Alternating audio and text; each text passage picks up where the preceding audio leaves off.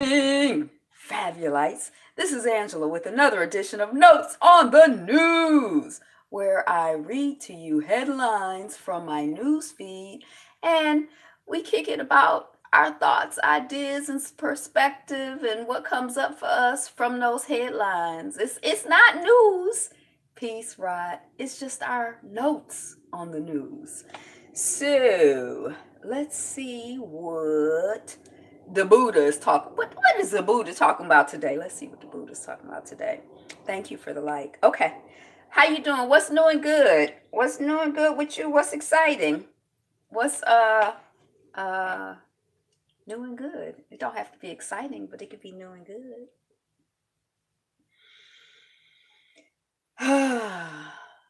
I'm moving to a new house today.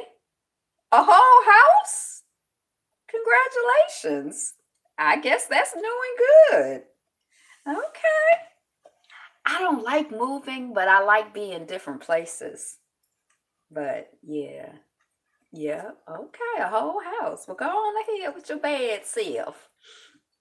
If you fear pain, if you dislike pain, don't do an evil deed in open or secret. I hate moving. If you're doing or will do an evil deed, you won't escape pain. It will catch you even as you run away. Let's look at it another way. If you love happiness, if you love love, then do a good deed in open or in secret. If you're doing or will do a good deed, you won't escape love. It will catch you even as you run away. All right, Habaragani. Ashe. Okay, let's see what the Habaragani, that's what's the word for today. What's the word today? What's the good news? Hey, what's the good news? Not news, Habaragani. Okay, let's see. I think it's Ujima, collective working responsibility. I looked it up earlier. Kwanzaa principles. Let us see. So we can set the tone, set the ambiance, set the vibration for what we gonna do today. Ujima. Is it Ujima? You can't be moving on when you're here talking trash, right? How you moving if you hear Sid start talking? So Ujima, collective work and responsibility. Dang, I had looked up something good. Uh, let's see. Let us see. Oh, it was on this site. It wasn't that good, but it was something. Um, to build and maintain our community together, and make our brothers and sisters' problems our problems and solve them together. Ujima, collective work and responsibility, to build and maintain our community together and make our brothers and sisters' problems our problems and solve them together. Y'all know that thing where it says, he's not heavy, he's my brother. It's like that. They used to have that on t-shirts all over the place years ago. Yes, years ago. They don't do that. That's probably like real old. But anyway, have y'all heard that before? The younger people? The younger people who don't know nothing. I'm not saying, I'm just joking. Y'all know something. Okay, let us proceed with the notes from my news feed. What's doing good with you, Sonya sees? Is it Sonya or Sanya? Miss C's. Sister sees, she sees. Milwaukee officers walk free. That's the best from collectives. Yes. Form collectives. Yes. And I feel like it don't even have to be nothing official to Sonia. I always think of Sonia as like when I'm like dealing with clients and meeting people, when someone is Sonia, when someone is Sonia, not Sonia. I think of Sonia as like down to earth. I think of Sonia as like more like, Sonia, you know? Okay, Miss Sonia. Milwaukee officers walk free after tasing. Hey, love like the sun, you just in time. This is the very first story. Oh, that is you. See, I try to think of that person like, oh, they're like Sonia instead of like Sonia. What's up? I'm Sonia. Okay. So Milwaukee officers walk free after tasing a mentally ill man to death 18 times in the shower. Okay, so somebody in the shower, that's already like a vulnerable space. I feel like it's kind of like a confined area. So it don't, to me, it seemed like I could probably take somebody down in the shower. You done tased the person once. Why you got to tase the person 18 times to death? And then you're dealing with someone who is mentally ill. So they walk free after that. Make a list, family. Make a list. Yeah, I mean, be right back. All right, Rod. So, yeah, I guess just prayers out to the person who made their transition into their family and community and all of us. That's really janky and jacked up. I mean, I guess that could go for everything or a lot of things but I'm really sorry to hear that. I don't think I heard about this on the front end. What could a female director mean for Star Trek? They ain't had a female director of Star Trek. They done had about 29 movies and about 800 million episodes of the show. Why are we the only ones doing all this transitioning? It's the point where it's like they crave our flesh for sacrifice. Yeah. That's like on watching Underground. At some point, they kind of in class at the moment stop by to show support and wishing you have a wonderful day. Carry on. Will you carry on too with your classy self? Have a good classes. On Underground, it was like at some point I kind of felt like, look, some white people need to start dying here. Now, white people, of course, are dying all day, every day, but I'm just saying, it does kind of seem like, gosh darn. I mean, I don't know. But I don't know. I really don't. And I guess that the pressure and the annoyance and the stress and the unfairness and the BS, um, get out of here with that class, Rowdy. I guess all of that stuff is going to percolate and it's just going to turn into, it's turning into, even as we speak, even as we're dealing with it, it's being transitioned into, not only resistance, but, the transformation of this whole situation, because nothing, it feels like, even though we live for 50 years or 100 years and something might feel permanent to us because our frame of reference, even if we live 150 years, our frame of reference is relatively small. But in the scope of things, the little bit that we know about larger history beyond lifetime is that empires, and this is an empire. Empires come and go. Things are born and things die. This is not forever. Um, and so may we be a part of transitioning this system. How about that? May our energy, our thoughts, our prayers, and our actions all contribute to, building up and creating, you know, something, beautiful things, positive things, productive things, life affirming things, life giving things. Yes, yes, yes. Okay. Um. So yeah, I don't know why the Star Trek had no female actors. That just seems really like, yeah, like it's high time. Y'all need to have more than one. Issa Rae under fire. May our energy build us up to moving away from this beast.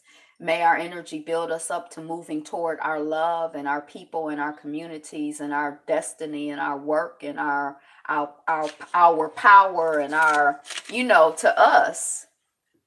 Ain't nobody got time to be thinking about no. We thinking about love and us and the children and all of that. Yes, yes, yes, yes. Issa Rae under fire for book passage encouraging black women to marry Asian men. So when I saw that, I'm like, oh, well, I know from dating sites and stuff. And also, my question was, has anybody here, has anybody, drop it in the comments or whatever, ever dated someone who was not, if you're African American or whatever you consider your ethnicity, have you ever dated anyone outside of your ethnicity? Have you ever dated anyone outside of your race, if you believe in the concept of race? When I read this, I'm like, oh, I think from dating sites, black, like of all, like on the hierarchy of desirability, if you go on a dating site, black women are at the bottom, and I thought Asian men were at the bottom, and that's what this article was saying. So that's where I thought she was coming from, like, well, we should get together. But I have dated. My first husband was Jamaican, and then I dated for a very short time a Puerto Rican guy, but he was not really white, but he was very, very light. I don't know if I've dated anybody that light other than him. I have to think about it. He was very light. Asian men are at the bottom with black women. So he was very light, but he was very intense. I think I told y'all about him. He was like one of those New Yorican poets. He was very intense, and I was like very young, and it was like overwhelming for me. So I didn't. That was the one who I said it ended up being like a situation where I'm like, I think he's stalking me. It made me even more nervous. I'm like, um, just how well y'all don't well, how artists are. Hi, August Dreams. Um, I dated an Asian brown skin. Okay. So that was him. Yeah, I wish I could remember his name because he was that was a really interesting moment. And then I was married to someone who was Jamaican for 2 weeks. I was married to so that's outside of my official culture. Because I am, definitely certifiably African American. I was born in Detroit. And my people, I guess, are from Alabama. And my daddy's people are from Mississippi, Louisiana, like there too. And I dated somebody else from Detroit. I dated somebody else from Milwaukee. So that's like a whole Midwest Western thing. But these were all black folks, African Americans, American Africans. Um, oh, I dated a guy from down south, but he identified as African American. As a matter of fact, I don't think I've ever dated anyone who was like, have I ever dated? I've dated people who were maybe around my shade or lighter. Then I'm married to somebody from Detroit or who's from down south. Oh yeah, I like to date. But I didn't date before I got married the first time, really. I just kind of married. And then after that, I dated. But I like people, and I like men. I like I like male energy. I like male friends and dating, and I like hanging out with my brother and my male cousins. I'm crazy. I don't know if I've ever met one of my male cousins who I wasn't crazy about. For cousins and uncles. I like men. I like male energy. Even though I've been involved with, I went to an all women's college. I was a Dell Sprite, so that was an all girls organization. I did Project Goddess, that was an all women's organization. I'm a Mary Kay consultant, so like I don't have any. I like when people are like, oh, I don't like women, they're catty. I'm like, I don't know those women. I don't know them, but okay. I dated an African once and found out he was married. Maybe he was looking for another wife. So nobody here dated a white guy. I remember one time I was on the highway, and this is when I was in my dating phase, and this guy was like honking at me on the highway and stuff. And when I got off the highway, he followed me off the highway, and at the stop sign, a white guy, he was like talking to me and stuff. And so I talked to him, but it never really went anywhere. I don't know if he was a nice person or not, but it was like something, I don't know if it was like a lack of confidence to just be like, well, let me, because I like to meet and know everybody else. But I'm like, hey, Rod, I'm like, I just couldn't really get over intellectually, mentally, emotionally that he was like a white guy. Like he seemed nice enough. But I'm like, I don't know. Like, it's just like, I feel like you would have to like, the hurdle that he would have to have had to get over being white, I don't even know if there's a way for him to get over that hurdle because it was like he was white. But my first husband had dated a white woman, and my second husband had dated a white woman. Only white men want to date me out here, but I'm not that desperate. Yeah. Now I noticed the first time that I shaved that well I didn't well the first time when I had a short fro and I was living in New York. Um okay, well don't well test it out. Hey information man, test it out like not now because I can't respond and try to I don't know. You know what you're doing. I don't know what I'm doing, so let me not tell you. Um but they I don't know what I was saying, but they had dated white people. I don't know what I was saying, but anyway. Yeah, so that's all. I just thought about the whole interracial or whatever, intercultural dating thingy. And then it's sort of like, oh yes, I will wait. Okay. And then it's also sort of like, sometimes when I personally, and it's not like a judgment, it's just like how I feel on the inside. Because I try to be kind to everybody and I feel like love is love theoretically, but it's just like it's really kind of like when I see a lot of times men who date Arizona. Oh. When I see a lot of times men who date like very, very light skinned women, very, very like, women who could be white passing, even though they identify as black and or, culturally they're black, they have black, like, because most of us believe in the one drop rule. So like if you watch Potomac, which I didn't see it last night, but if you watch, I won't date Becky, I'll date Shakita. But if like somebody like Robin who, you know, but I'm an old chick over 50. And then that's the other thing that I don't want to say I worry about, but I feel like I have never had a challenge dating. But I don't know, like definitely as a woman, the older you get, the less people are checking for you, the less attention you're getting, and maybe the less options you have. I don't know, because I like to imagine that if I were, like a single, 80-year-old woman, that I'd have boyfriends and be dating, and I don't know, Um, that's why not a big black community out there. Yeah. Oh, I might have been saying when I had my hair cut short, it seemed like I got a lot of white men talking to me, and I never had that. That was in New York. I had never had that before. I was like, it's the short fro, the twa on me or whatever. I was like, this is different. But I was very involved then, so I wasn't checking for nobody. Okay. So Issa Rae is under fire. Y'all mad at Issa Rae? I don't know. Your data is valuable, but you're never getting paid for it. Cambridge Analytica says it never got Twitter data from researcher. The world's oldest spider has died at the age of 43 after spending her entire life sitting in a hole. Well, of course, we don't know if that's the oldest spider, and they acknowledge that in the article because that's just the one that they know of. But why was it sitting in a hole? Was that like did they take the spider? I just big chopped my hair, and now the white guys are checking for me. Right. This is coming off of Google Feed Proxy. So I don't know. I didn't click the story, but the headline was certainly provocative. Like, well, what's going on? The world's oldest spider. Oh, I did click the article because it said the second oldest spider was 23 that they knew of. A spider. Yeah, spider. Is that weird? It just seemed like a provocative headline to me. So I clicked the article, but I didn't read it. I didn't get very far with it. How cough syrup in Nigeria is creating a generation of addicts.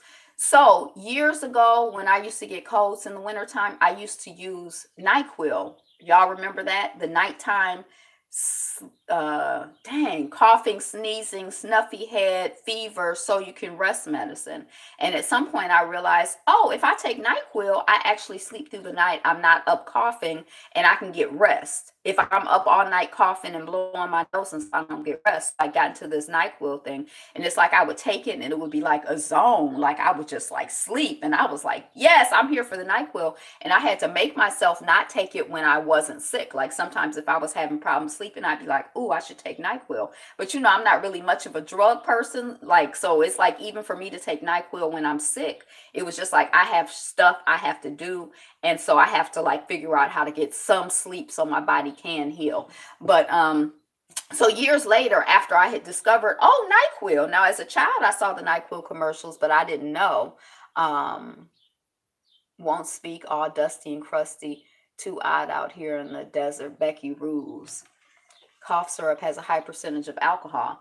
So, and then a couple years, maybe 3 or 4, 5 or 10 years ago, I don't know. I was like, okay, I'm sick. I need some NyQuil. So I sent my husband to get some NyQuil. And he was like, he said he had to show his ID, and it was like a whole production for him to get NyQuil. And I'm like, I don't know what you're talking about. NyQuil is over the counter medication. It just sounded really crazy to me. And I'm like, am I delusional? Is this like what is he talking about? It just sounded really crazy to me. So anyway, there was, I guess, the codeine or whatever the drug is in NyQuil. And then when I clicked on this article, the opioid, there's something in NyQuil that's an opioid. So I guess that's why they have it back. And when I actually, that NyQuil that he had to sign for and give ID for and give his left finger for, it was, you know, it was, it didn't, I couldn't even sleep more. It didn't like, it did, I couldn't sleep. Like the whole reason I take it is so that I could sleep. And when I got that, it was like a different formula or whatever. I wasn't happy with it. So I don't know. But I just, when I saw that about, him having to sign for it, a lot of stores are locking up cough syrups. And then they're saying in Nigeria, a generation of addicts, and we're talking about the whole opioid situation. NyQuil has an opioid ingredient. I don't know if NyQuil does, but I just know that the last time that we went to get some, we had to sign for it. And I'm seeing this headline saying that cough syrup, which may or may not be NyQuil, in Nigeria is creating a generation of addicts. Oh, she's joking. Oh. Parkland students criticize NRA for gun ban at Pence event. So I guess the vice president had an event and they banned guns.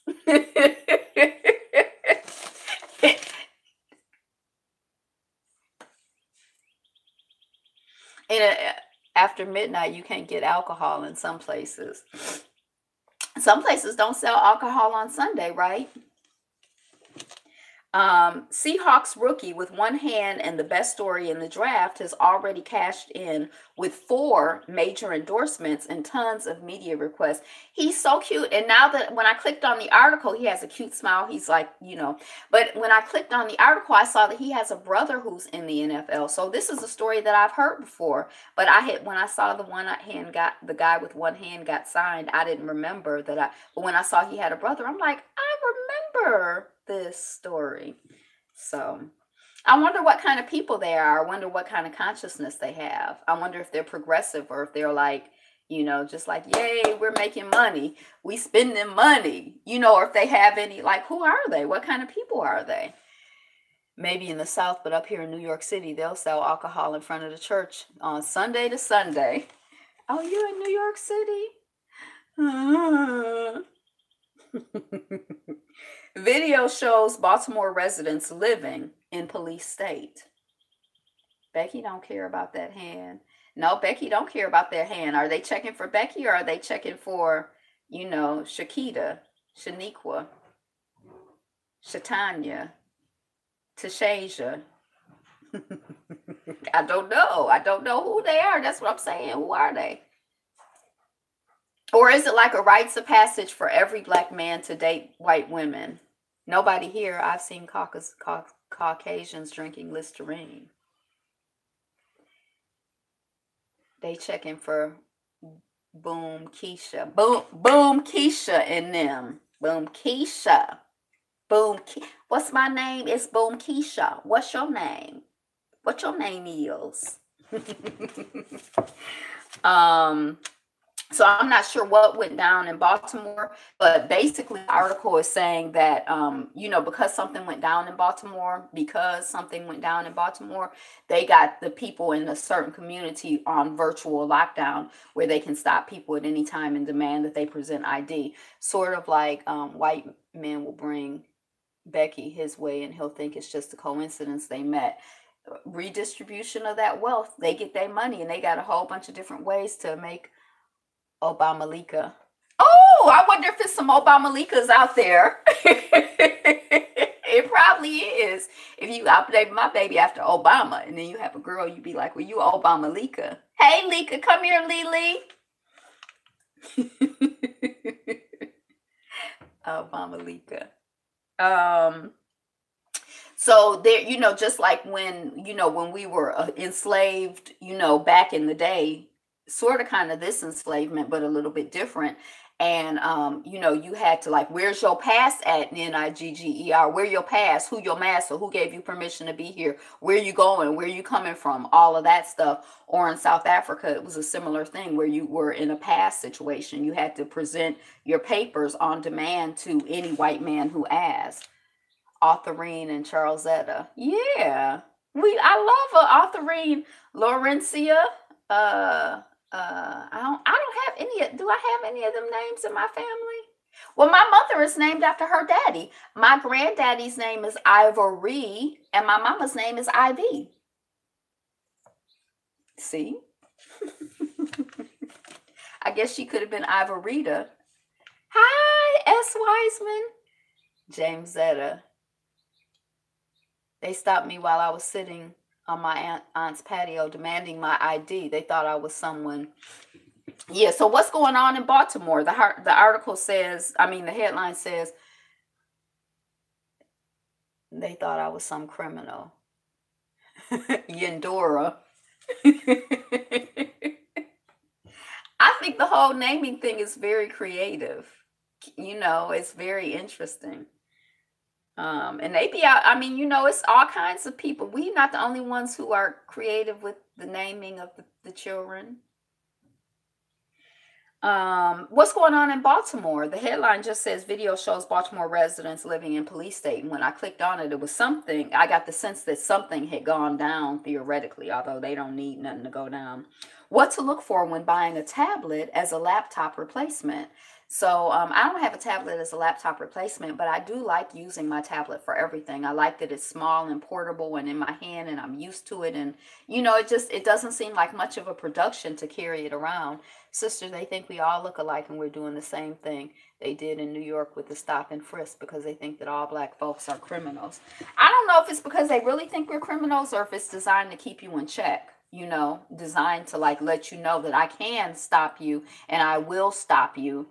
um yeah, to harass people. I think it's like a harassment campaign and a demoralization campaign. I mean, I think you feel a certain way when somebody's just stopping you and harassing you just because they feel like, like, yeah, they're focusing on black people. That's who they keep in check.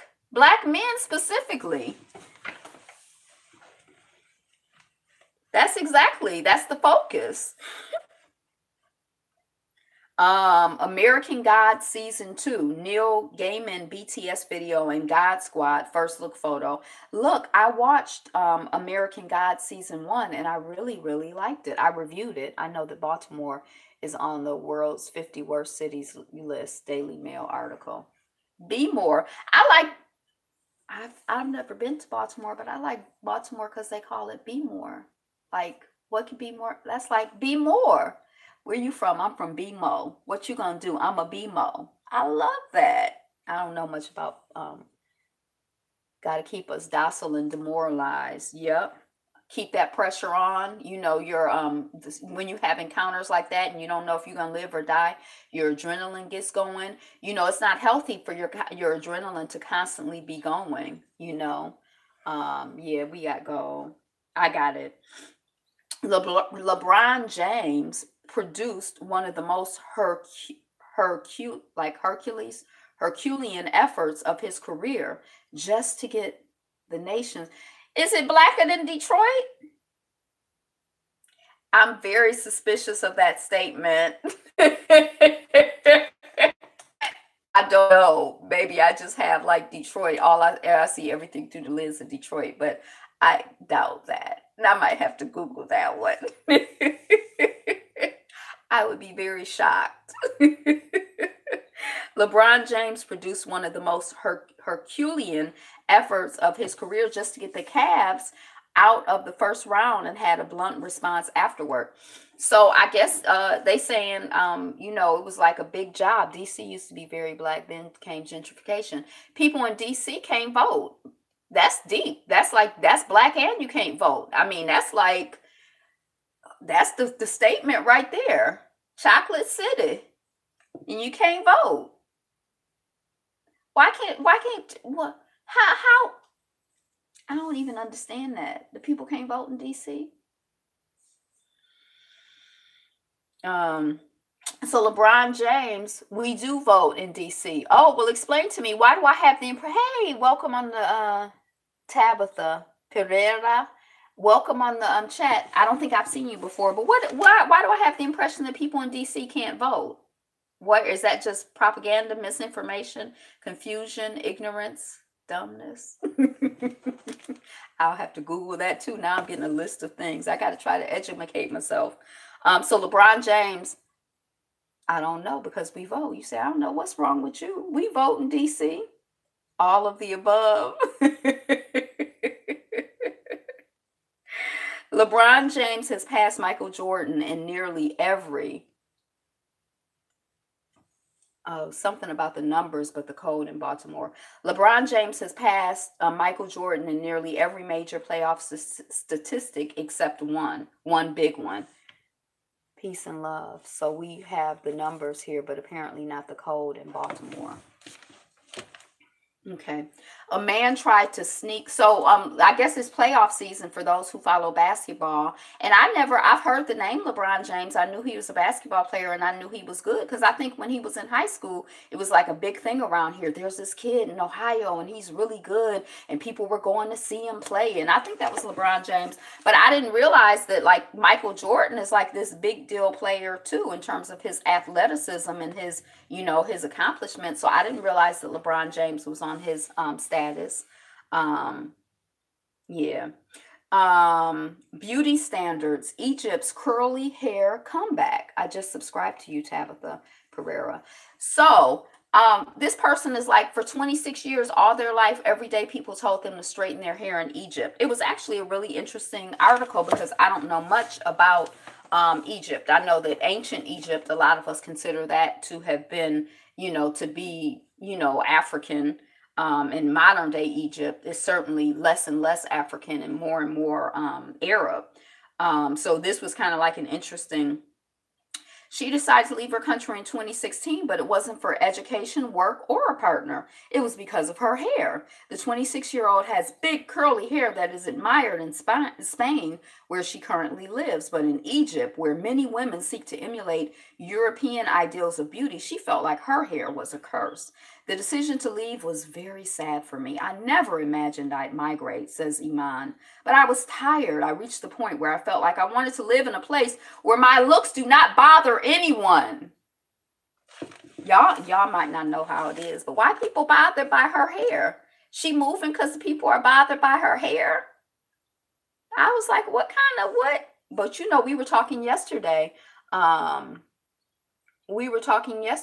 About must die. Invaded Egypt in the 7th century. Our hair is powerful. We were just talking about that yesterday. We were having this whole conversation. So it's interesting to get a perspective, in the world, because when you look at her, I'm Afro-Latina, so that is close to home, right? So when you look at her, you could think that perhaps she's of some African descent, but I wouldn't necessarily, yeah. If she told me she was, I'd believe her. But if she told me I wasn't, I wouldn't. Yeah, Latina, I got you. I figured you were a woman. So I think, but anyway, but I thought the whole article, the decision was sad, but I was tired, blah, blah, blah, blah, blah. Here's a couple more images. I don't know if you can see them. So these women look like, kind of the mixed chicks hair products profile type thing here, like in the black hair the natural hair movement here. This is sort of like a lot of people's like ideals. They don't want to have 4C hair. They want to have, what's this, whatever, more loosely curled. They don't want it to be too tightly curled, but Iman says that in Egypt, she was ridiculed by acquaintances and strangers alike. In the first couple of months of my work at an Egyptian bank, someone from human resources would come and ask me to straighten my hair almost every day. 4C and proud right here. So I'm just imagining myself being at work and almost every day somebody come asking me to straighten my hair. That's intense. That's just um although Iman's decision to migrate may seem extreme, her story will probably resonate with many women in Egypt. And I think many women, like you were saying, Pereira, what's your first name? I forgot already. Throughout the world, like I think it's a world conversation. Although a lot of times we don't, I don't, we don't. I was surprised to see the story. I didn't, most Egyptian women have naturally curly hair. Miss Tabitha. I don't know. I never really, I went to school with one woman who was Egyptian, and to me, when I met her, I just assumed she was a black woman. I assumed she was African American, a light skinned African American, and she did not identify as black at all. She identified as white. And looking at her, I would never have looked at her and been like, "Oh, okay." I mean, but she said she was white Egyptian. In Brazil, natural hair and afros are making a comeback throughout the world. It seems like it's a conversation. Yet most are forced at a very early age to straighten their hair. It's a dominant feature to fit society's perception of beauty.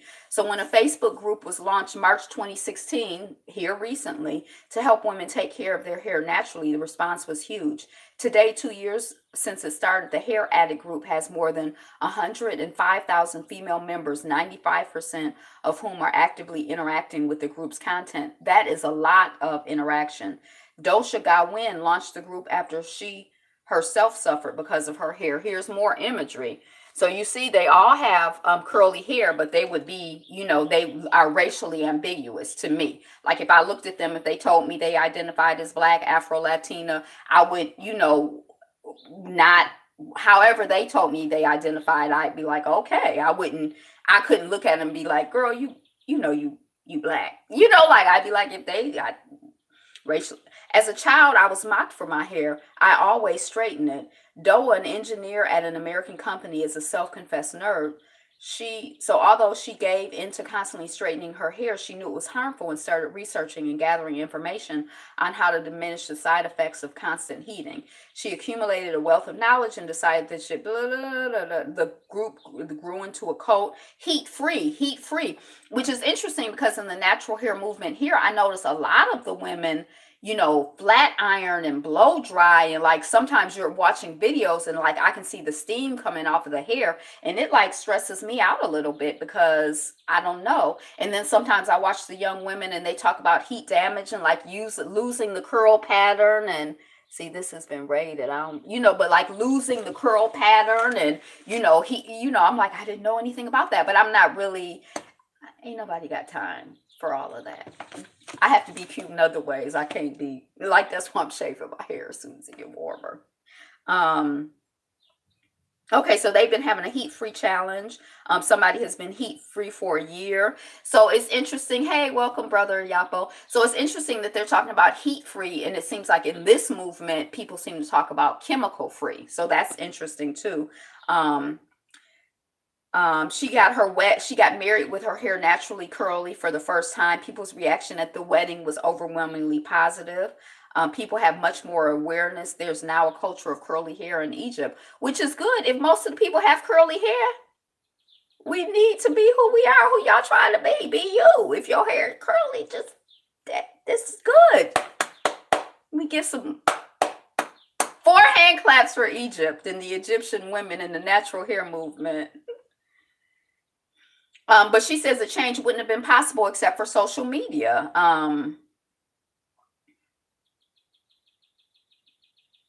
Ooh, this is a beautiful image, all that curly hair. The trend is very popular, especially among young millennials. Um, in 2017, I was visiting Egypt and a taxi driver told me, your hair is very nice. Shout out to Kemet. Shout out to Kemet.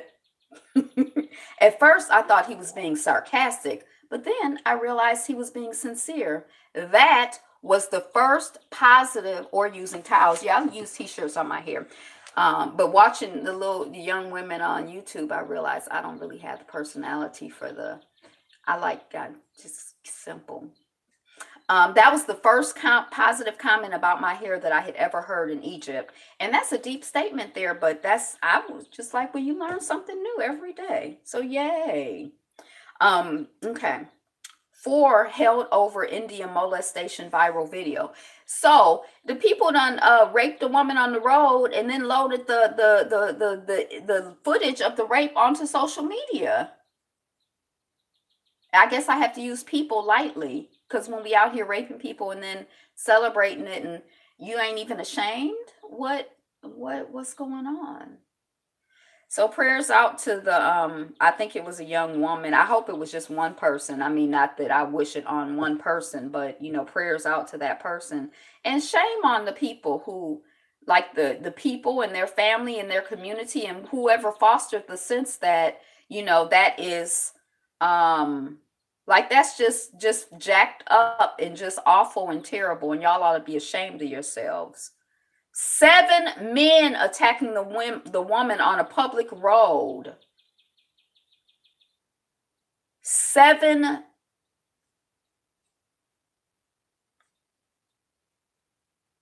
onlookers can be seen filming the incident, but they don't intervene to help her. And that's something else that I don't understand that, right. I don't. Bye. Thanks for stopping by, Miss Tabitha. Um I don't understand, scrutiny of sexual violence in India has grown since 2012. Gang rape and murder of a student on a Delhi bus. Um, but violent sexual attacks against women and children continue to be reported across the country. Is something wrong? Um, oh, I was saying bye to someone else. Well, hi.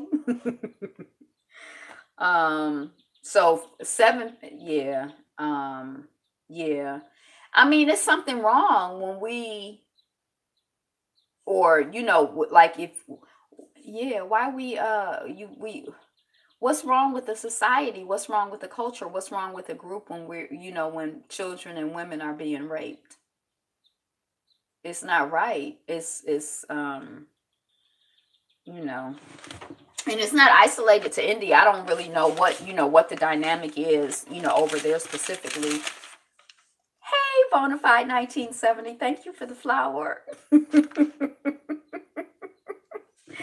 I don't know what the culture is, but I think that, I don't know if it's just getting more promotion, more publicity, because women and children, are abused, raped, violated throughout the world. People are, but okay. Human trafficking, 350 victims rescued in Caribbean and Latin America. So it was like an Interpol operation, like an international thing. There were some people who, like there were some men who were I really stopped trying to understand sick minds, backward country culturally in many ways. Um, I mean, but is that like, is this like some new thing where like, back in the day, raping women and children, that was woo, but we've evolved. I mean, when has that ever been progressive? I mean, people in India use that term backwards a lot. I mean, I spent time in like, I don't know how deep of the country it was, but I mean, people seem like people to me. I don't think that's like normal human behavior. I don't know. In any society. No, it's not new in India. It's not new anywhere. Um, so there were some people who were like doing sick is sick. So there were some men, it wasn't just women in this 350 human trafficking people who were released, but some people were doing like physical, labor, like in swamps. The imagery looked like water. So I don't know what they were doing. But then there were also women who were like living in spaces the size of coffins, who were working as sex, like enslaved, and people were using them for sex. and the size of a coffin. I mean, what that imagery and that language is just really like. So just prayers out to the 350 people and to all of us who have experienced abuse and battery and mess and confusion. That we heal and continue to heal, and have increasing peace. Um,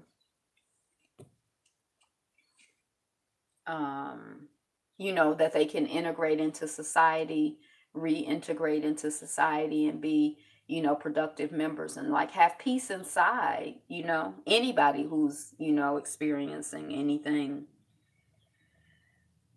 inhumane. Right. We were talking yesterday. A woman had written an article talking about her experience in India. And I don't know if my experience, I mean, I was only there for a couple of months. And, maybe by being at the meditation, but I was only at the meditation center for 10 days. So most of the time I wasn't. But I don't know. I mean, and maybe just not understanding the culture. Sometimes if you don't understand the culture, you don't even understand that you're being insulted. Like I thought, I didn't really know why the children were thousands and thousands of people cheering Hitler in that order. And I submit that it was thousands and thousands of sick people. Yeah, I would accept that submission. Because I mean, it's not right. Murdering uncooperative family members is the norm. Always save face is the number one rule in the culture. Um,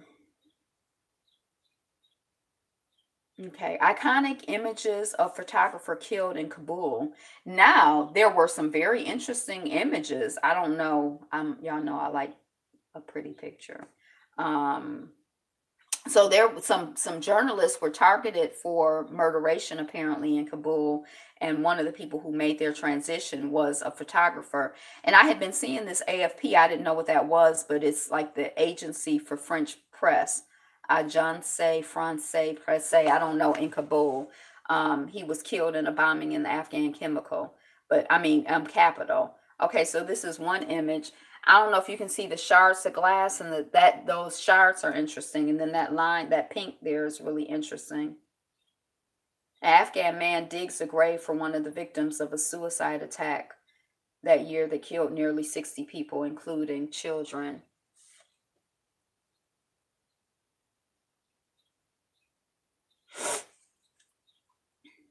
Right, and those are sick people too. And who are those children now that were in those photos? And what's right by society standards is certainly not necessarily like we can't use that as our standard for what's right.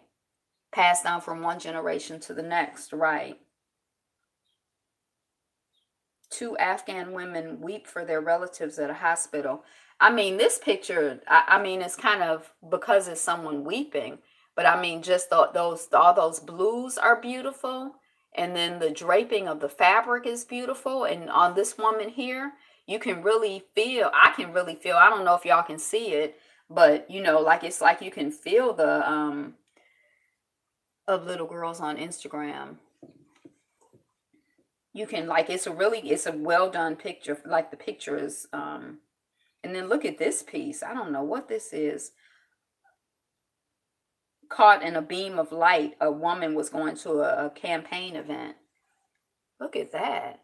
I mean, look at the colors, the background. Like, what in the world? That's beautiful. Okay, so anyway, I think he appeared to be talented to my eye, for whatever it's worth. Russia launches the world's first floating nuclear power plant. Kabul bombings, photographer Shah Marai among 25 dead. So that's who some of the photos we were just looking at. So rest in peace to him and to the other people who made their transition to their families and communities. It's really getting sort of serious out here for journalists. People are targeting journalists. We've been talking, it's like every week we have at least two stories of journalists getting murdered, at least two, and being targeted. And I think that these 25, right, now we found a way. That's what I was just thinking about, the whole floating nuclear. Yeah. Right. I got that it was sarcasm. The trumpet, or maybe for the other people who I don't know. Yeah, the Trump administration just sent a dark, threatening message to Kim Jong Un. Oftentimes, those lynchings would occur immediately after church let out. So Trump, what I'm trying to understand this whole Gaddafi thing, because what Trump said to Kim Jong Un had something to do with Gaddafi. I skimmed the article and I can't remember, but basically the story that I heard just here recently, I had heard the name Gaddafi, but I didn't really know. And someone had told me years ago that Gaddafi was trying to get like a universal currency, a gold standard or something in Africa, and that's why he was murdered. Are here to stay in America. You'll notice the Russian names on film actors, directors, etc. in these new film and TV series in Africa, in America. So, I had heard that, and then here recently, when we were talking about in Libya the new enslavement system, the public system. Well, it's not exactly public because the person went undercover to go to the slave auction, so it's not the same as what was going on in the 1800s and 1700s in this country where it was very public. But still, people were, you know. Um, but they said that someone had said, well, Libya has been in total chaos since Gaddafi. Um, I don't believe anything these people tell me. If they were to say I was black, I'd get a DNA test. You know what I don't believe? I know this is totally unrelated. But it's in this thing. I got this document that I want to read. They say to read it and discuss it 3 times as a group. So I don't know how to really do that with y'all, but I think it's interesting. Um, but what I don't believe when people say the friend, the enemy of my enemy is my friend, and I'm like, I don't believe that, because some of Trump's enemies, like the guy who was in the White House who ran Breitbart News, that might be Trump's enemy today, but he ain't never gonna be my friend. So I don't believe that. I don't believe that. But anyway, so yeah, if somebody told me I was black, I believe that. I don't have to get a DNA test. So some of the things they say are true. So Trump sent the mess. So then I just heard here recently about Gaddafi, that one of the things that happened with Gaddafi is that he was building nuclear weapons, had nuclear weapons. I'm not a fan. I don't know if I might be transitioning from nonviolence to violence. I'm not really clear about that. I'm very confused about all of that. When I did get a gun and whatever. So, and I'm not necessarily a fan of anybody having nuclear weapons, but I do kind of feel like, I think that it's very nervy for me to go into your house, for this country to go into someone else's country and tell them what they can and cannot do. I got a gun, but I'm gonna go to my next door neighbor's house and be like, oh no, you can't have a gun, give me your gun. Is a temporary ally, maybe occasionally. So I feel like, I don't know if who I want to have nuclear weapons, but I don't feel like, how can you go into a sovereign country and tell them what they can and cannot do? You got nuclear weapons, go over here and manage your stuff. Don't be worrying about what other, like, it's offensive to me. And maybe that's like really naive and ignorant, I don't know, but I'm like, so apparently Gaddafi, or what I heard, I don't know if it's true or not, but what I heard, or what I came to understand, is that Gaddafi had or was working on, I have no enemies whatsoever. I don't know. I'm sure I do. I get on people's nerves all the time, I'm sure. People think I'm too like too much. Like, take it down. Like, I'm very intense. And that gets on people's nerves. But so Gaddafi, dang, okay, let me see if I can remember what I was saying. So Gaddafi had nuclear weapons, or was trying to work on nuclear weapons, and the world, or different imperialist countries, colonial, whoever, came together. They like, no, Gaddafi can't have no nuclear weapons. And I guess they negotiated with him, and they said, you get rid of your gun, we're not gonna hurt you. He got rid of his nuclear weapons, or stopped the program, and then that's when they had him murdered. But this article say that he was murdered and raped, and that it was like a well-known thing that he was murdered and raped. That's or we're going to rape and kill you.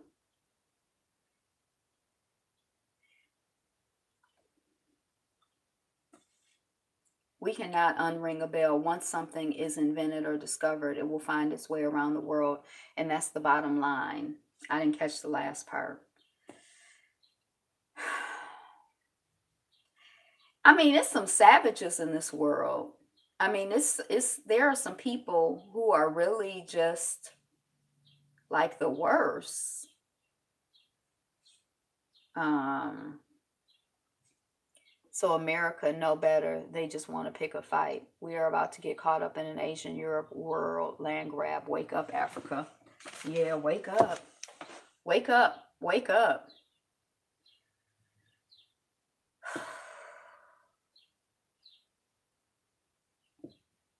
The dog just rolled over on its back. He laying in the sun. I'm in here close to tears. He's just out there like, oh, the sun feel good. He don't care nothing about that. The problem is that sadly, as we often say, people cannot be at peace with people who are not willing to be at peace. Yeah, it's true. It's true. Yeah, I was listening to something, I don't know what it was, or but somebody was talking about if you in the pool and somebody pee in the pool over there and you on the other side, you can't be like, well, that pee is over there. It's kind of like we're like Africa needs to just say no to all those nations begging for control of Africa's stuff. I mean, it's so complicated. It's like so many different people. The hypocrisy of the American government is without bounds and without filter. Yes, it is.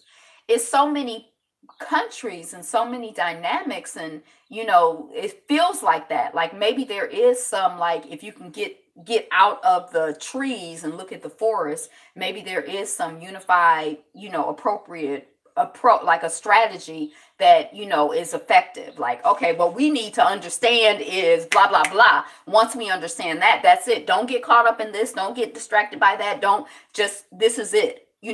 Africa just needs a B1 agenda. I don't know what a B1 agenda is, and maybe that's the specific strategy.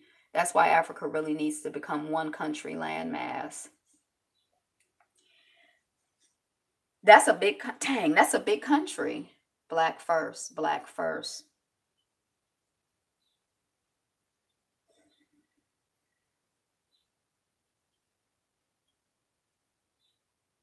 Yeah, black first, always. Often. Oh, B1, black first. Oh. That's funny. Where y'all get that from? I never even heard of a B1 agenda.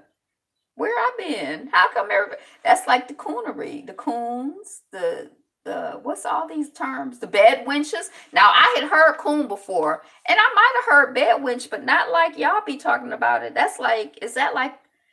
Yeah. Okay. Trump is hosting an African leader at the White House for the first time since his shithole comment. That's the leader of Nigeria. Dang, I forgot his name already. I did look at it.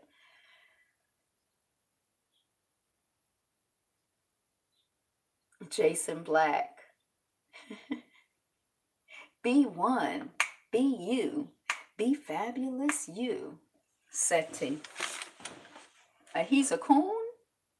I missed that whole thing. I was too busy singing. I was too busy singing and dancing and cooning to get the information. I wasn't cooning. I don't know. Was I cooning? Syria war, missile strikes on military sites kill pro-Assad fighters. Has a few words. He's coined. Oh, coined. Okay. Sprint sinks after announcing merger. Stop buck dancing, Angela. I know, shucking and jiving to carry it on. Skinning and grinning. Smiling, Riley. Cut it out. Sprint sinks after announcing merger with T-Mobile that creates $146 million telecom giant.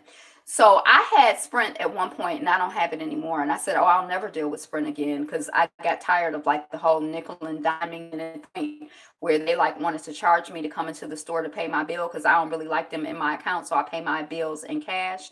So, so when they wanted to charge me to pay my bill, I'm like, you're charging me money to pay you money. No, I'm not dealing with that. So I'm like, I'll never deal with Sprint again. I have T-Mobile. And I'm like, what? So yesterday I was talking about it with people and they're like, I feel exactly the opposite. I had T-Mobile and I'll never deal with T-Mobile, and now I have Sprint. And so this merger is stressing them out for the same reason. Um, but anyway, I guess reading this is like T-Mobile is absorbing Sprint, and I was like, at first I was like, yay, and then I'm like, what do I hell do I care about big corporations? I don't think I just won anything, but for a minute I was like, yay. I just wanted to tell y'all that. 21 hot cars at the 2018 Beijing Auto Show. Look, I'm from Detroit, so I've been going to the auto show all my life. Well, I haven't gone in years, but I'm just saying, when I've been to a couple few auto shows and I know about the auto show. That's what I'm trying to say. But, they have them. Beijing, I guess, is like, I think Detroit must open the season and I guess Beijing closes the season. And that was just interesting to me. I'm like, oh, there are auto shows throughout the world, not just throughout the country. So that's it. That's it for the notes on the news. So start formulating, what you're looking forward to. It would be really eye-opening to know who owns what. Boycotts don't necessarily work. We stop buying products but still purchase others owned by the same company. Yep, that's right. Exactly. And the thing about it is like we can't even, like, I feel like really ideally, the vision is to divest from anything but us. Only, like just our stuff, the whole supply chain. Or people who are for us and have demonstrated that they're for us, and they're, and all of the, like they have some A1 rating or at least a B rating. Some amazing concept cars. But we gotta because I don't know, like, yeah, I feel like I don't want to feel like, well, we can't do anything, because as soon as we try to do something, they just knock us down. Because it does sometimes feel like that, and it may appear like that sometimes, but they can't win forever and we can't lose forever. And they're not winning and we're not losing. Like, but so just, we all have to stay encouraged and keep fighting and keep doing what we know to be right, keep building in the direction that we know to be right, keep fine-tuning, keep strategizing, keep critically analyzing. These conglomerates own so many name brands. Yeah, I try not to even buy name brands. I try not to even buy from big companies. If I think it's like, I try not to go to chain businesses. If I try to, but it's hard. I mean, it seems like it's a even when you don't know you're part of the supply chain, you have. But who got paid? Yep. Yep. Who got paid? And I think we're supposed to be being paid for the Black Panther thing in Pride. Like, because people were like, I noticed at some point, people were like, go out. You got to go out and support the movie. And it's like, well, why? So that Marvel can make money? So we can show them that they should make more. It's like we're in this mindset. We need to stop using Dove products. I don't buy no daggone Dove.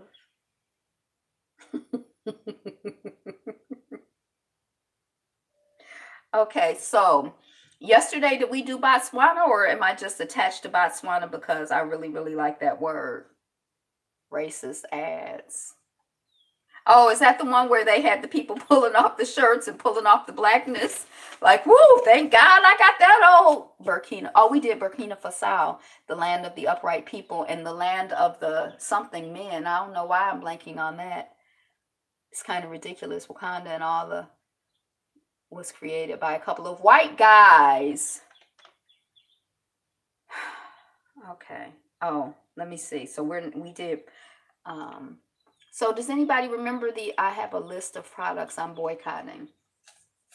You have a list of products you're supporting, list of, so yeah, let's talk about that. How is anybody participating in the Buy Black Challenge? Is anybody supporting, and our people are running around forever talking about Wakanda forever? It's actually embarrassing to me. Please share that list. And share the list of companies that you're supporting, and companies that you love, and companies that are for us, and businesses that are for us. Who you patronizing, who you loving, who are you happily, joyfully giving your money to? Like, I love to support Sweet Potato Sensations. Y'all know I went there. And I love to support um dang, what's that restaurant I went to the other day? That was good. That's good too. Although I'm not really much of a restaurant person. I like to cook my own food. But it was good. Dang. Louisiana Creole gumbo. That was some good eating. Um, and I love to support Soul Vegetarian when I'm in. There's a Soul Veg. There are two. I think there are two in Chicago, or maybe two in Atlanta. One in Chicago, one in Long Beach, California. I've never been to LBC, but I always wanted to go. And when I said when I go to LBC, I'm going to Soul Vegetarian. I love to support Soul Veg. Um, okay.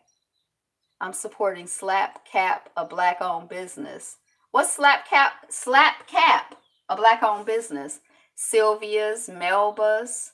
Oh, when I would go to the only time that I went to Sylvia's, I felt like it was a tourist place. Like, oh, I'm never coming back here before. The food isn't really good, and they're targeted toward tourists who, it doesn't matter. Shop black. It's mind blowing, all the products Unilever owns.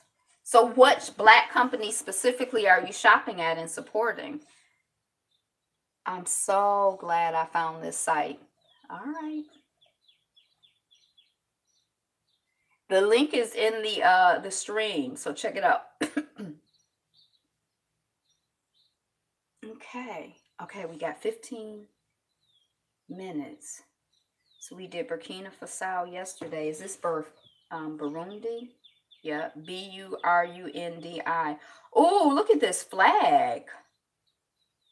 Oh, shoot. What in the world?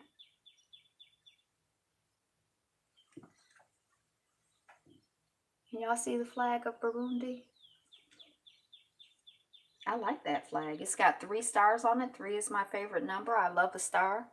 It's a bit touristy on weekends, and I feel like a piece of catfish and salad. I'll go there. Oh, Sylvia's. Oh, okay. Um, Dang, I'm trying to think of black-owned restaurants that I used to go to when I was in New York specifically. Yes, yummy.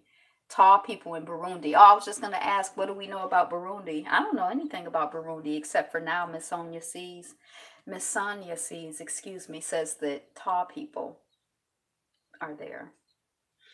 Um, One of the 10 poorest countries in the world, this site says, a low gross domestic product, largely due to civil wars, corruption, poor access to education, and the effects of HIV/AIDS, densely populated with a substantial immigration.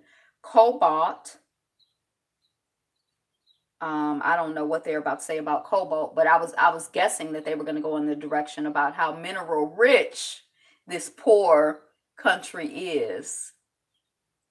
I feel like all of us need to adopt, like we just need to, I don't know. Because it's like the story is the same thing again and again and again when we're going through these countries. Like they're mineral rich. They have, in the 1920s, white folks were doing the Watusi. I'm Watusi?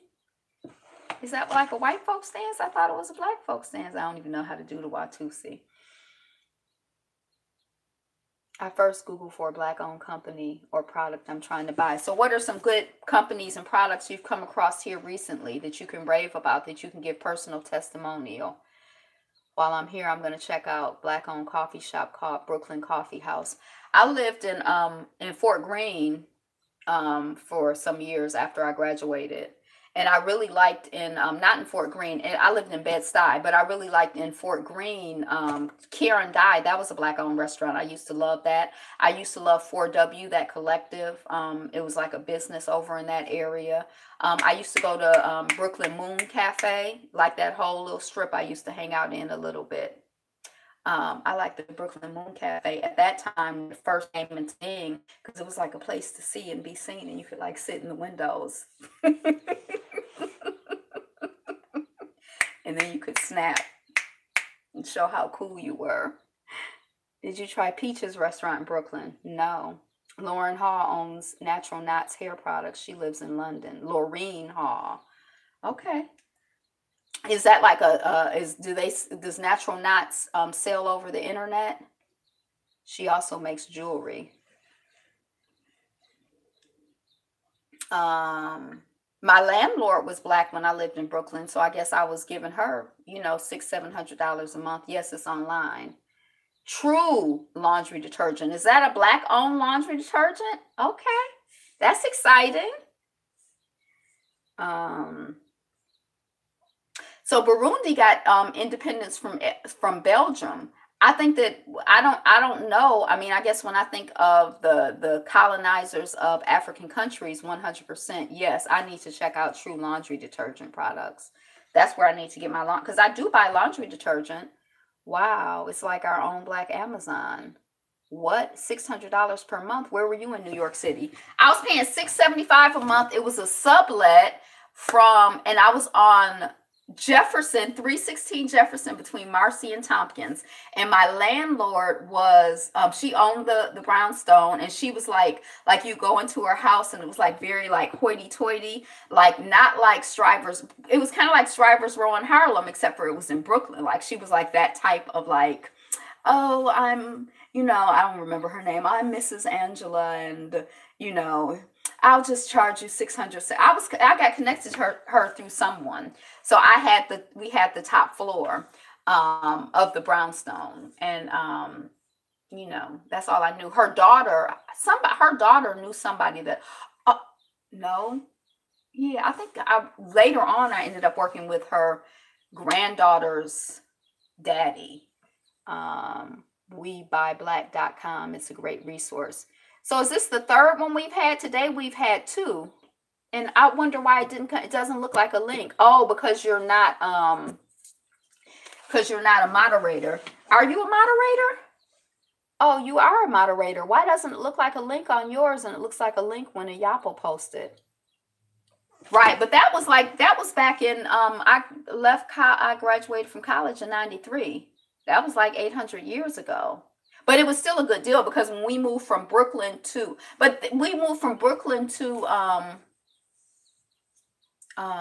dang. It was kind of like in it wasn't the Village. What was that little neighborhood called? Soho. To Soho, that was like 1,000, and it was like really really small because that little sublet we had in Brooklyn. Well, and I could walk to work there because I worked at the Central Brooklyn Partnership, Central Brooklyn Federal Credit Union at that time. But I could walk to work from there, and the when we moved to, thank you for the link. Perhaps because I left out the HTTP part. Okay, but we got it. When I moved to dang. Oh, no, I forgot what I was gonna say. But yeah, I don't know. Yeah, that's like when you said something about New York. I'm like that. I kind of, especially now with summer coming.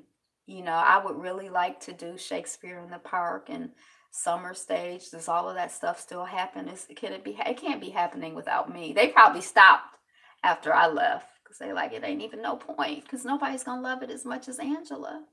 So we just gonna stop. Nobody can skate in Prospect Park.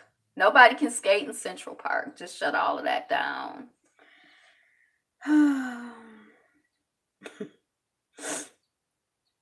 So Burundi connected to Belgium, or colonized by Belgium, and I don't hear a lot about Belgium. Um, the Congo was colonized by Belgium, wasn't it? Is this near the Congo? I don't know.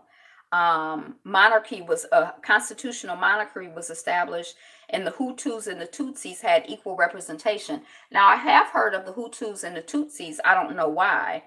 Had equal representation in parliament. However, during Burundi's move to become an independent nation,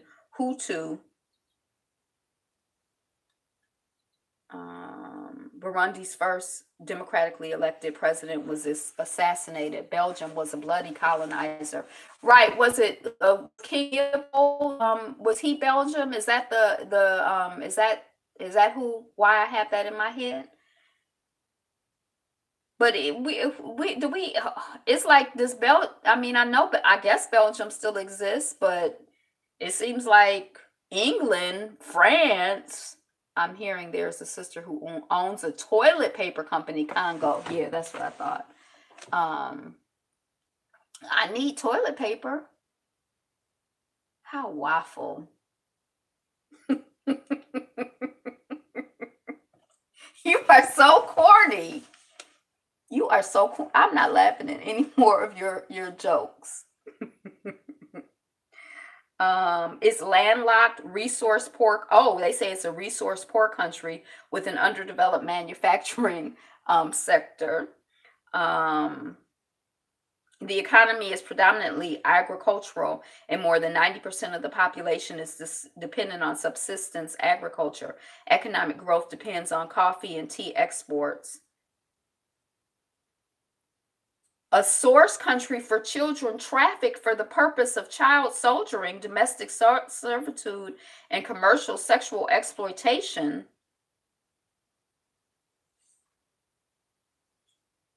Burundi is one of the poorest, smallest, and most densely populated nations in Africa.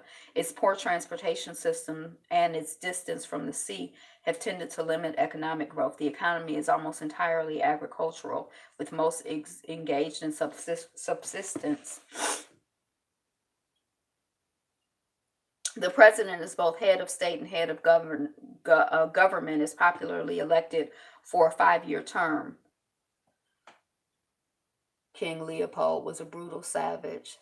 The sister should make Pampers. She would clean up. Now, I think if I had like the way that I feel about, I'm not a fan of like that plastic and them fake. Like I would never put that on a baby. My mother always used cloth diapers, and I mean, I know they're like out of. You can't hardly get a cloth diaper now.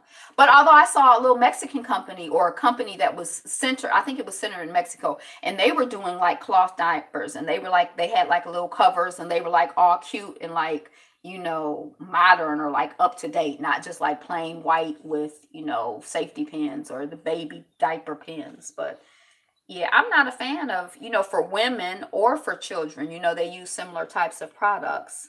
You remember cloth diapers? In 1899, Burundi came under German East African administration.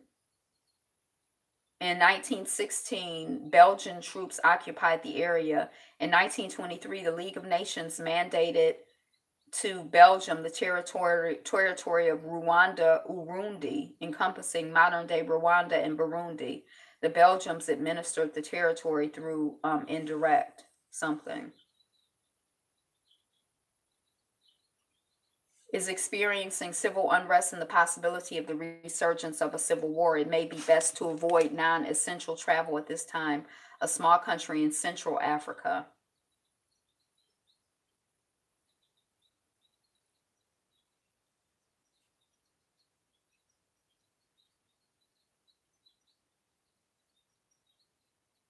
Wait a second.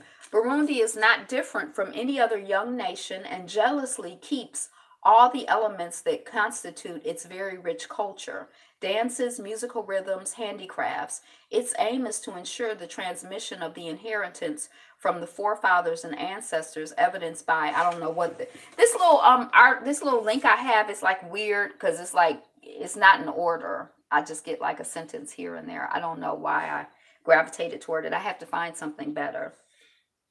But sometimes it's like yesterday, I noticed there are like these moments. I don't know if different people are writing it, but like some of the writing is like, wait a second, it kind of catches your attention. Some is better than others. Um, A Burundian who was tried in absentia, Albert Nahimana, was sentenced Sunday to life in prison for by semi-traditional Gakaka court of Kigali, which found him guilty of participation in the 1994 genocide. Maybe that's when I heard about the Hutus and the Tutsis.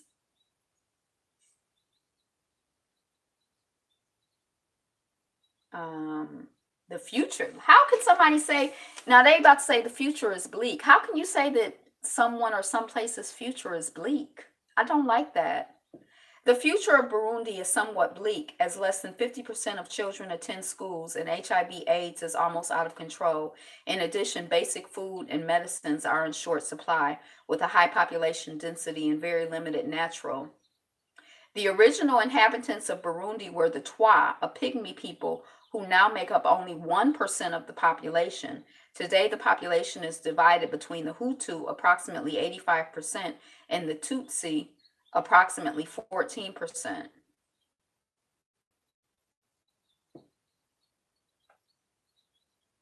Yeah, I still say we adopt an African town or village. Yeah, I think so too. I definitely think so.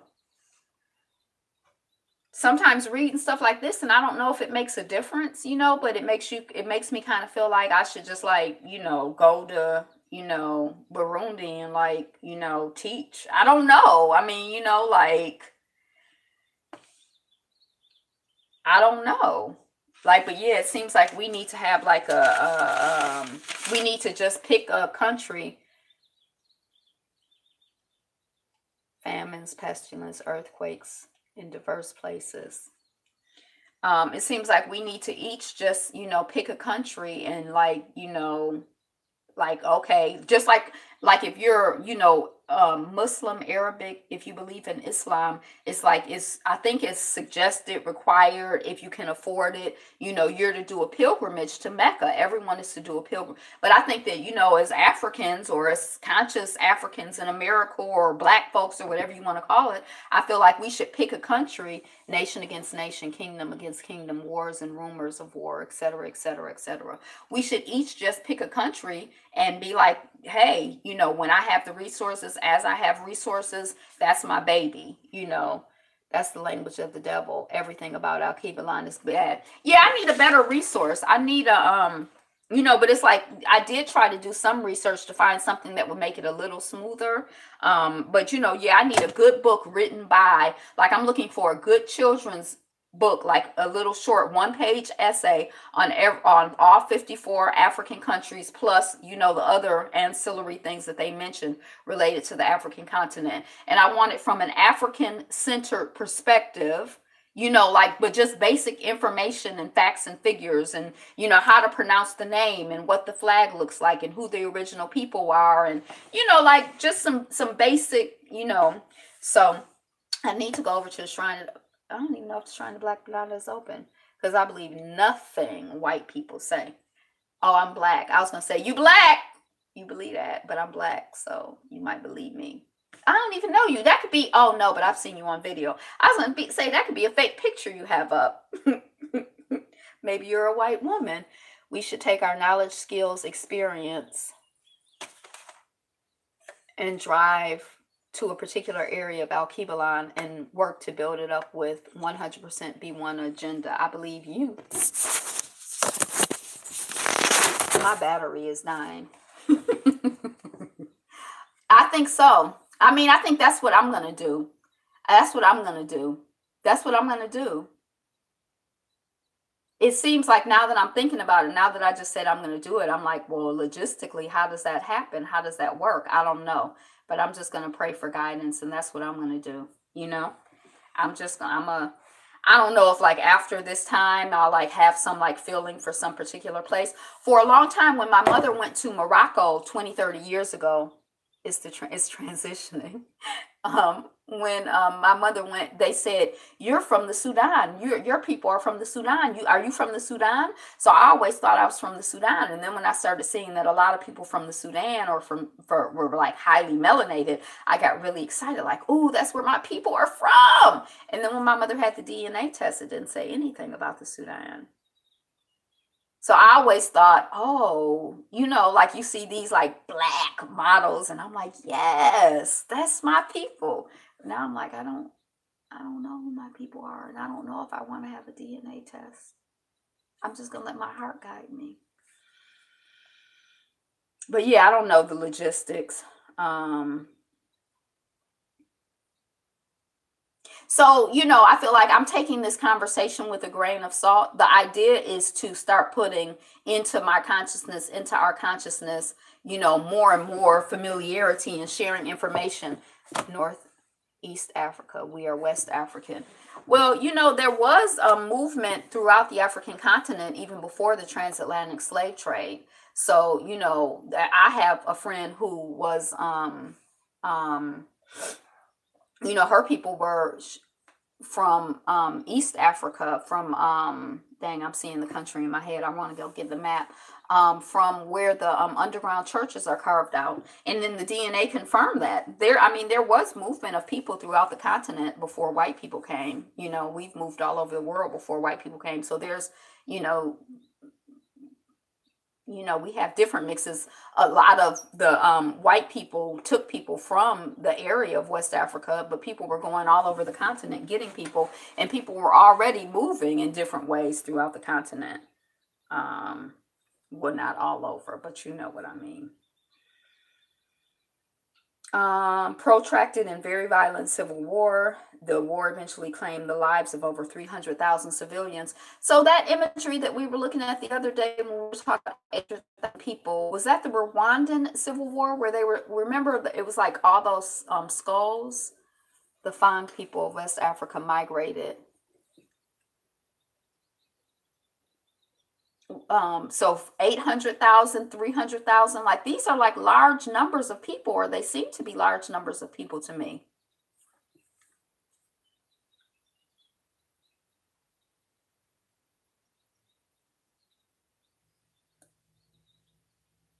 Oh, it's three six-pointed stars. To please his massa. 800 million for what? I done missed something. I'm researching if it's possible that we split to several continents when was only one continent. Some say Pangea, some say people existed during that time, but I find it difficult to believe. I'll have to read that in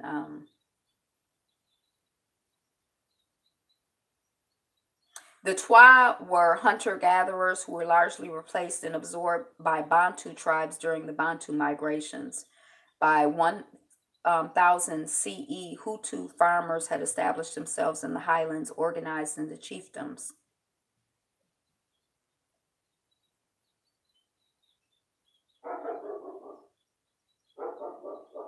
Mhm. All right. Burundi, Burundi, Burundi. Burundi, Burundi, Burundi.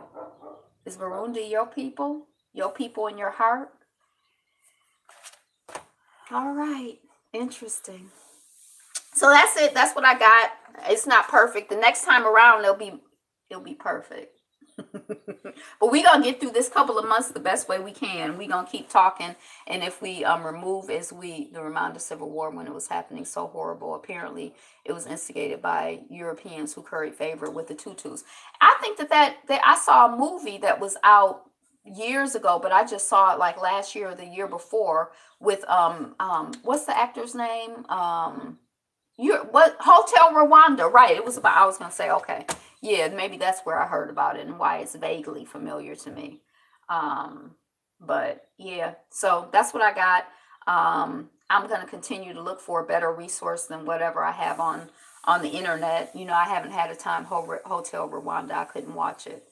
I never wanted to watch it when it came out, but it was actually an interesting film. When I watched it, it was kind of disturbing, but I thought it was interesting when I actually watched it.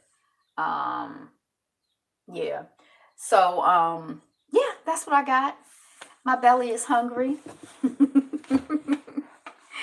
I was thinking about going and doing some work today outside of the house, but I'm gonna stay in the house. I'm gonna eat a big, big salad, and I'm gonna eat a whole bunch of roasted vegetables, and I'm gonna drink a whole bunch of water.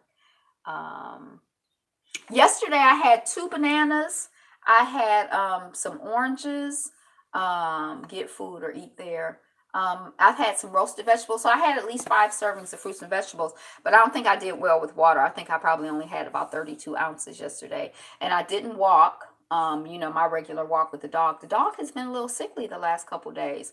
I took her out on the porch and she was like standing there, and she got on the grass and she had her little tail tucked. It's not funny for her to be sick, but 1, 2, 3, 4, 5.5.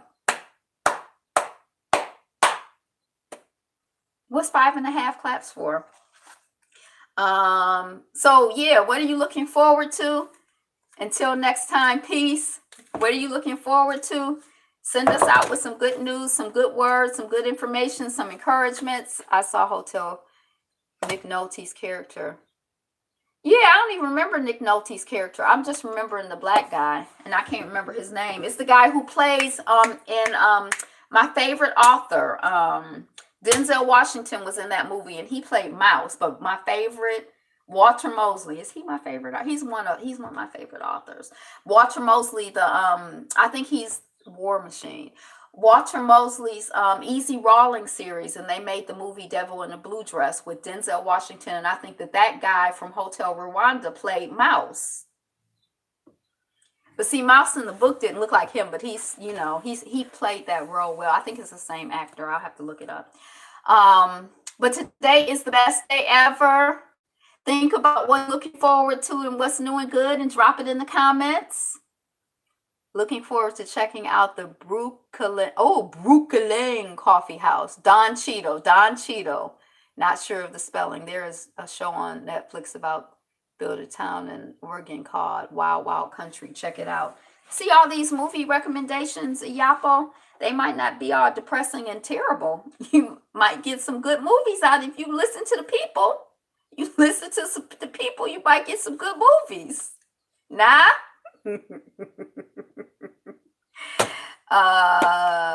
Yeah, okay, that's what I got. So peace. Thank you for being here. My best friend's wedding. Is that the next movie?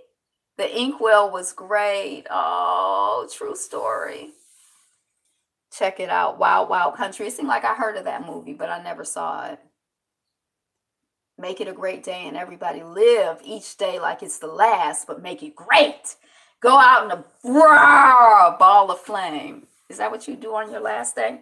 Thank you for being here. Yes. We could have been any place. It's on purpose that we here together. So let's take this energy and this vibration and go out and serve. Be blessed and be a blessing and enjoy and be you. Be fabulous. Be fabulous, you. Peace. Be you. Be fabulous. Be fabulous, you. Much respect and love.